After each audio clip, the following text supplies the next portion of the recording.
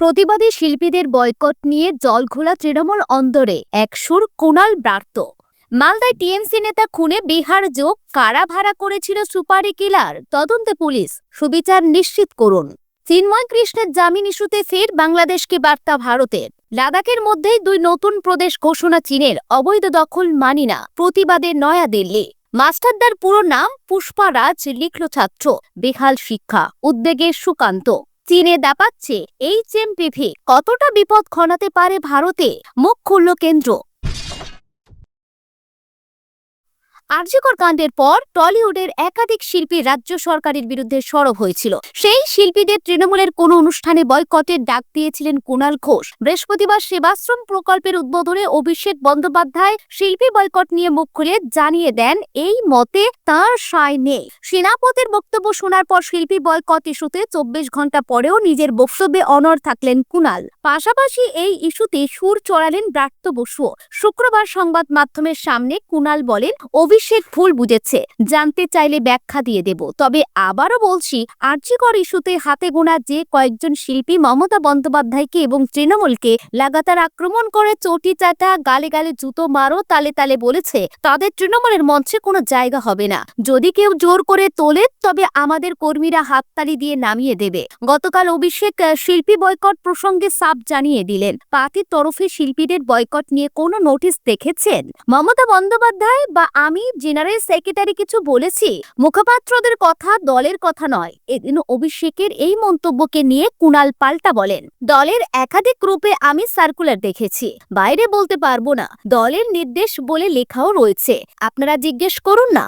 উত্তর কলকাতার যুবদের গ্রুপে আছেন কিনা, সভাপতি কোনো সার্কুলার দিয়েছেন কিনা, শিল্পী নাট্যকার ব্রাত্য বসুকে জিজ্ঞেস করুন না, প্রতিষ্ঠিত গায়ক হিসাবে ইন্দ্রনীল সেনকে জিজ্ঞেস করুন। এরা তো অন্তর থেকে জ্বলে মরছেন। এটা তো শিল্পী স্বাধীনতার বিষয় নয়, এটা প্রতিবাদের বয়কট নয়, এটা প্রতিবাদীদের নামে পরিকল্পিত অসভ্যতা করা হয়েছে। তাই কোনো শিল্পী স্বাধীনতায় হাত পড়ছে না। শুধুমাত্র যারা প্রতিবাদের নামে আপত্তিকর অশালীন কথা বলেছেন তাদের তৃণমূল কর্মীরা দলের অনুষ্ঠানে ডাকবেন না। অন্যদিকে শিক্ষামন্ত্রী ব্রাত্য বসু বলেন, কুণাল ঘোষ যে কথা বলেছেন, কুণাল তো কেবল আমার একার কথা বলেননি, আরো অনেকের কথা বলেছেন। আমি দলের সদস্য হিসাবে বলবো, নেত্রী যা বলবেন সেটাই আমার কাছে চূড়ান্ত। পরিষ্কার তো দেখতে পাচ্ছেন, দলে দু রকমের মত রয়েছে। আমাদের পার্টি তো রেজিমেন্টেড পার্টি নয়, খোলামেলা পার্টি। এখানে এক এক জনের এক এক রকমের মত থাকতে পারে। পদমর্যাদায় অভিষেক বন্দ্যোপাধ্যায় আমার উঁচুতে, তার মতো কিংবা কুণাল ঘোষের মতো ঠিক কিনা ভুল তা উত্তর দিতে পারি না। কেবল বলতে পারি, মমতা বন্দ্যোপাধ্যায়ের মতোই আমার মত।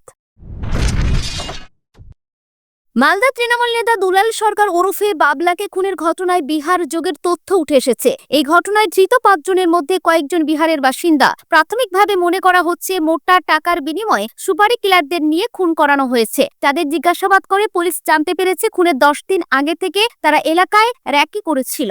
এদিকে তৃণমূল নেতা খুনে সরাসরি পুলিশের গাফিলতি নিয়ে উষ্মা প্রকাশ করেছেন মুখ্যমন্ত্রী মমতা বন্দ্যোপাধ্যায়। মমতার নির্দেশ পেয়ে বর্ষিয়ার নেতার শেষকৃত্যে মালদায় ছুটে যান ফিরহাদ হাকিম ও সাবিনা ইয়াসমিন। ধৃতদের জিজ্ঞাসাবাদ করে পুলিশ জানতে পেরেছে, খুনের পর তারা মানিকচকে পৌঁছায়। সেখান থেকে বিহারে পালানোর পরিকল্পনা ছিল। তৃণমূল নেতার খুনের ঘটনার পরই পুলিশ 2 জনকে গ্রেপ্তার করেছিল। এর মধ্যে একজনের বাড়ি বিহারের কাটিহারে, অপরজন ইংরেজ বাজারের গাবগাছি অঞ্চলের বাসিন্দা। পরে শুক্রবার সকালে আরো 5 জনকে গ্রেপ্তার করা হয়। এর মধ্যে আরো একজন গ্রেপ্তার হয়েছে বিহার থেকে।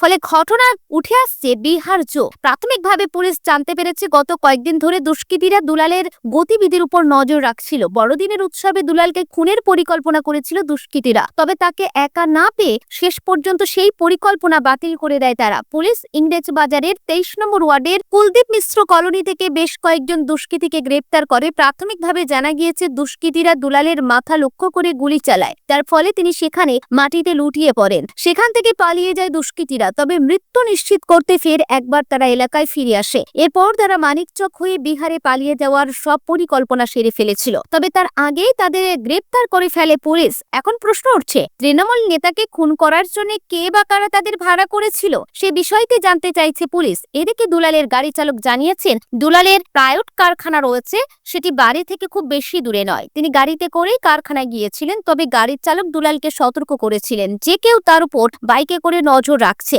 তাই তিনি তৃণমূল নেতাকে গাড়ি থেকে নামতে নিষেধ করেছিলেন। আর তারপরেই দুলালের উপর হামলা চালায় দুষ্কৃতীরা। সেই দৃশ্য ধরা পড়েছে সিসিটিভিতে।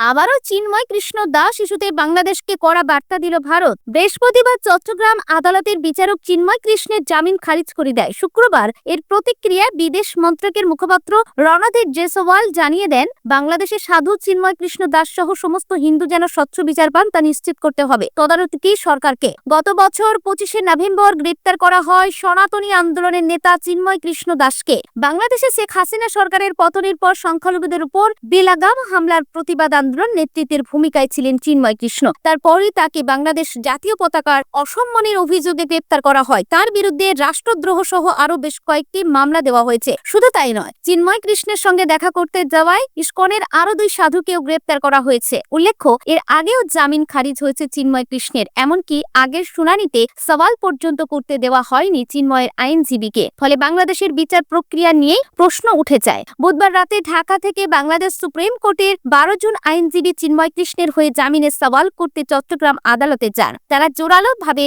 জানান, চিন্ময় কৃষ্ণ একজন সাধু। তিনি জেলে থাকাকালীন একাধিকবার অসুস্থ হয়ে পড়েছেন। তিনি কোনো দাগে আসামি নন, তাকে অবিলম্বে জামিন দেওয়া হোক। যদিও সরকার পক্ষের আইনজীবীরা জানান, চিন্ময় কৃষ্ণের নামে দেশদ্রোহিতা ছাড়াও একাধিক মামলা রয়েছে, তাকে জামিন দিলে তদন্ত বাধাপ্রাপ্ত হতে পারে। অন্যদিকে চিন্ময়ের বিরুদ্ধে আরো একটি নতুন মামলা দিয়েছে পুলিশ। গত 27শে নভেম্বর চট্টগ্রাম আদালত চত্বরে খুন হন তরুণ আইনজীবী সাইফুল ইসলাম। তাকে চিন্ময় কৃষ্ণের অনুগামীরা ধারালো অস্ত্র দিয়ে কুপিয়ে খুন করেছে বলে এফআইআরে অভিযোগ দায়ের করেছে পুলিশ। ভারত চীন সম্পর্কে আবারও টানাপোড়েন। এবার চীনের হোটান এলাকায় 2টি নতুন প্রদেশ তৈরি নিয়ে বিবাদ বাঁধল দুই দেশের। জানা গেছে, এই 2 প্রদেশের মধ্যে লাদাখের কিছু এলাকাকে অন্তর্ভুক্ত করা হয়েছে, যার কড়া প্রতিবাদ জানিয়েছে ভারত। বিদেশ মন্ত্রকের মুখপাত্র রণধীর জেসওয়াল সাংবাদিকদের বলেন, আমাদের নজরে এসেছে চীন হোটান প্রদেশে নতুন 2 কাউন্টি তৈরি করার ঘোষণা করেছে, কিন্তু এই অঞ্চলগুলির বেশ কিছুটা লাদাখের অংশ। চীনের এই দখলদারি আমরা কখনোই মেনে নেব না। উল্লেখ্য, গত বছরের অক্টোবর মাস থেকে 2 দেশের মধ্যে সীমান্ত পরিস্থিতি কিছুটা স্বাভাবিক হয়। পূর্ব লাদাখে ডেপসা দেমচকের মতো এলাকা থেকে সেনা প্রত্যাহার করে 2 দেশই। অক্টোবরে রাশিয়ার কাজানে ব্রিক্স সম্মেলনের মঞ্চে মোদির সঙ্গে বৈঠক হয় চীনের প্রেসিডেন্ট শি জিনপিং এর। 2 দেশের মধ্যে 2019 সালের পর সম্পর্কে কিছুটা খোলা হাওয়া দেখা যায়। সম্প্রতি বিশেষ প্রতিনিধি দল নিয়ে চীনে গিয়ে চীনের বিদেশ মন্ত্রী ওয়াং এর সঙ্গে বৈঠক করে এসেছেন ভারতের জাতীয় নিরাপত্তা উপদেষ্টা অজিত দোভাল। সেই বৈঠকেও বেশ কিছু দ্বিপাক্ষিক বিষয় নিয়ে ইতিবাচক আলোচনা হয়। তারপরে ফের নতুন 2 প্রদেশ নির্মাণের সিদ্ধান্ত ঘিরে বিতর্ক করিয়ে উঠল। রণধীর আগরওয়াল জানান, চীনের এই সিদ্ধান্তে ভারতের অবস্থানে কোনো বদল হবে না। লাদাখের ওই অংশ ভারতের ছিল, ভারতেই থাকবে। তবে কূটনৈতিকভাবে ভারত এই সিদ্ধান্তের প্রতিবাদ জানিয়েছে। সম্প্রতি 6ষ্ঠ শ্রেণীর এক ছাত্রের খাতা ভাইরাল হয়েছিল। সেখানে দেখা গিয়েছিল, প্রশ্ন এসেছে মাস্টারদার পুরো নাম কি। তার জবাবে এক ছাত্র লিখেছিল পুষ্পারাজ। এমন বানানে লিখেছিল এই ছাত্র। উত্তর সঠিক লেখা তো দূরের কথা, বানানটাও ঠিকভাবে লিখতে পারেনি। কার্যত মাস্টারদার মতো সকলের শ্রদ্ধেয় স্বাধীনতা সংগ্রামীর পুরো নাম হিসাবে যে শব্দ লিখেছিল ওই ছাত্র, তা দেখে হতবাক অনেকে। লজ্জায় মাথা হেঁট হয়েছে অনেকেরই। কেন 6ষ্ঠ শ্রেণীর ওই ছাত্র মাস্টারদার পুরো নাম লিখতে পারেনি তা নিয়ে প্রশ্ন থাকতেই পারে।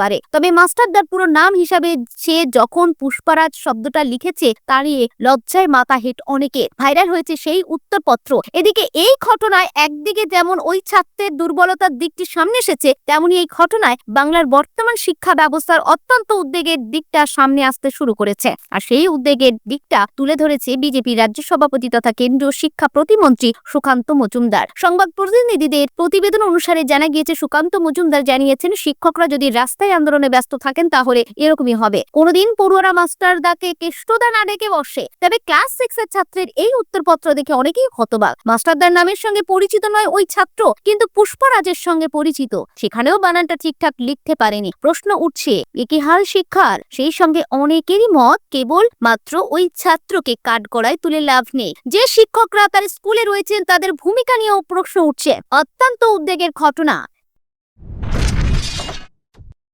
চীনে দাপাচ্ছে হিউম্যান মেটানিউমো ভাইরাস তথা HMPV। তাহলে কি করোনার পর নতুন মহামারীর প্রাদুর্ভাব হবে? নেট দুনিয়া তোলপাড় এই প্রশ্নে। আশঙ্কা এবার কি ভারতেও সংক্রমণ ছড়াতে পারে এই ভাইরাস? এবার এই নিয়ে মুখ খুলল কেন্দ্র।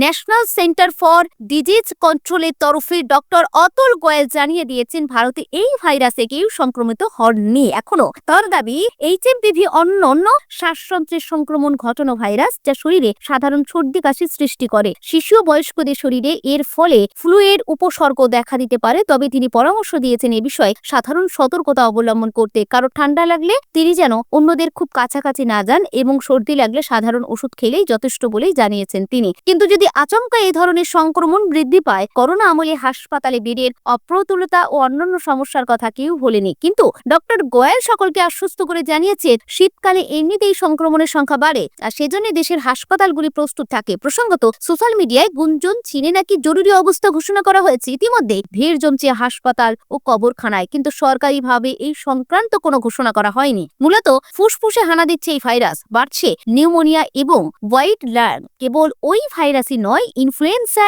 এ, মাইক্রোপ্লাজা নিউমোনিয়াও বাড়ছে এবং গোদের উপরে বিস্ফোরার মতো অনেকেই আক্রান্ত হচ্ছেন কোভিড ভাইরাসেও। সোশ্যাল মিডিয়ায় নানান ভিডিও ছড়িয়ে পড়েছে। সেই সব ভিডিও হাসপাতালে ভিড় করা মানুষের অসহায় অবস্থান দেখলে আতঙ্ক জাগে, আর এই ভিডিও ঘিরেই শুরু হয়েছে চর্চা। এই পরিস্থিতিতে দেশবাসীকে আশ্বস্ত করল কেন্দ্র।